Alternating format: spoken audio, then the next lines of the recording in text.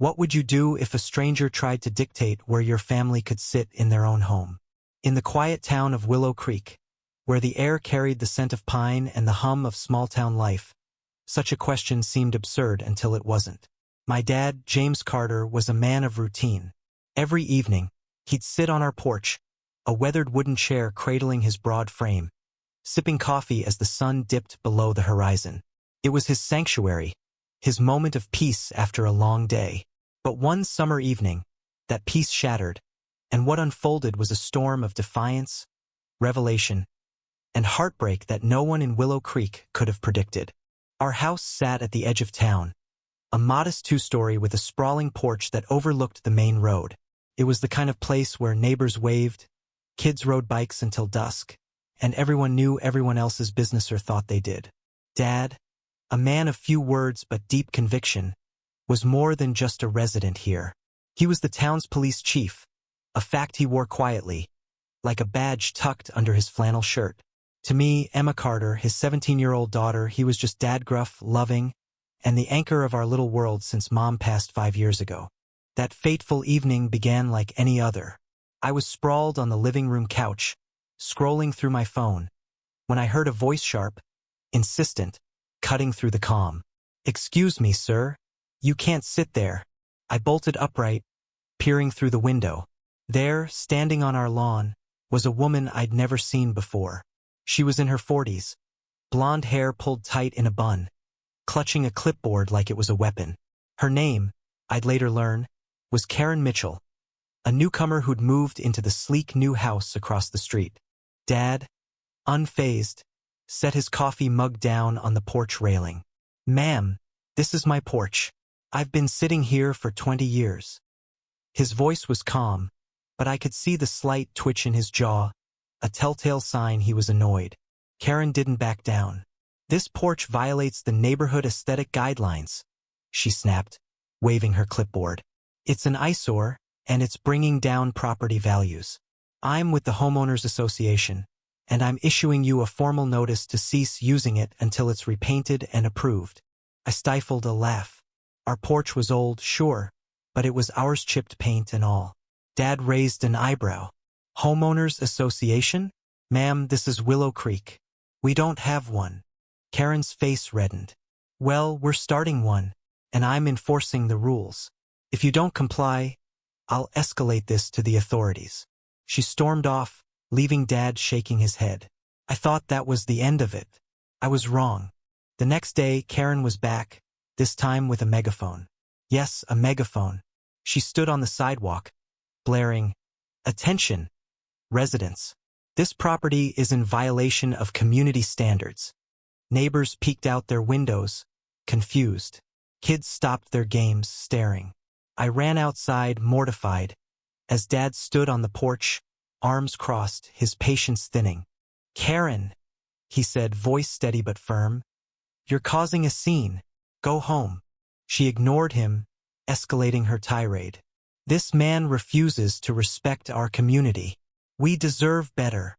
That's when I noticed Mr. Thompson, our elderly neighbor, watching from his yard. He was a quiet man, always tinkering in his garage, but his face was pale, his hands trembling. I assumed he was just embarrassed by the commotion, but there was something else in his eyes, fear. Maybe? I brushed it off, too caught up in the drama. Over the next week, Karen's campaign intensified. She posted flyers around town, accusing Dad of neglecting community standards. She even called the local newspaper, spinning a tale about a rogue homeowner disrupting Willow Creek's charm. The irony? She had no idea who she was targeting. Dad never flaunted his role as police chief. He didn't need to. Everyone in town knew him, respected him, trusted him. Everyone except Karen. One evening, as I helped Dad grill burgers in the backyard, he sighed. "Emma, some people just need to feel in control. Let her tire herself out." But I could tell it bothered him, not her antics, but the way they were unsettling the town he'd sworn to protect. I wanted to fight back, to expose her ridiculousness, but Dad just said, "Patience, kid. Truth has a way of coming out." The twist came on a humid Thursday night. Karen had escalated to filing a formal complaint with the county, claiming our porch was a public nuisance. She'd rallied a small group of newcomers to her cause, and they planned a community meeting at the town hall to address the issue. I was furious, ready to storm over and give her a piece of my mind, but Dad just smiled. "Let's go to that meeting," he said, a glint in his eye. The town hall was packed. Karen stood at the podium, her clipboard now a prop for her self-appointed authority.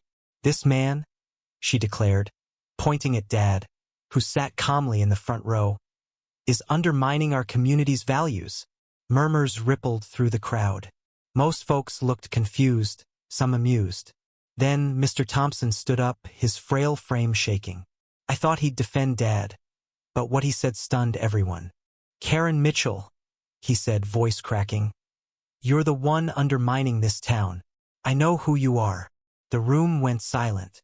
Karen's face froze. Mr. Thompson continued, "You moved here under a new name, but I recognized you. You're the woman who scammed my sister out of her savings in Oakville 10 years ago. You've been running from town to town, stirring up trouble to distract from your own past." Gasps echoed. Karen's clipboard slipped from her hands. I glanced at Dad, expecting shock, but he just nodded slightly, like he'd known all along. Later, I'd learned he'd been quietly investigating Karen after her first outburst, piecing together her history of fraud and manipulation. He hadn't said a word, waiting for the right moment. Karen stammered, That's slander." But the damage was done. Whispers spread as people connected the dots. Mr. Thompson's sister had been one of her victims, and he'd carried the pain of her loss for years. His unexpected courage turned the tide, exposing Karen's true character. By the end of the night, her homeowners association was disbanded, and she slunk out of the hall, defeated. I thought we'd won. Dad could sit on his porch again, and Willow Creek would return to its quiet rhythm. But the story didn't end there. A week later, I woke to flashing lights outside. Police cars lined our street, not Dad's officers, but county deputies. My heart sank as I saw Dad in handcuffs, his face grim. Karen, in a final act of spite, had dug into old records and found a technicality. Our porch extended 6 inches beyond the property line, a minor zoning violation from decades ago. She'd reported it to the county, and they were enforcing it with a vengeance. Dad didn't fight it. Everyone knew he had the power to pull strings, but he didn't. "Rules are rules, Emma," he told me later, his voice heavy. "If I bend them, what kind of chief am I?" They tore down our porch the next day. I watched, tears streaming, as the place where Dad and I had shared countless evenings was reduced to splinters. The town rallied, offering to rebuild, but Dad refused. "It's just a porch," he said, but I saw the pain in his eyes. Karen left Willow Creek soon after, her reputation in tatters. But the victory was hollow. Dad never sat outside again, not like he used to. He'd walk the streets at night, checking on the town, but something was broken. The man who'd held Willow Creek together for decades seemed smaller, wearier. I realized then that Karen hadn't just taken our porch, taken a piece of his spirit.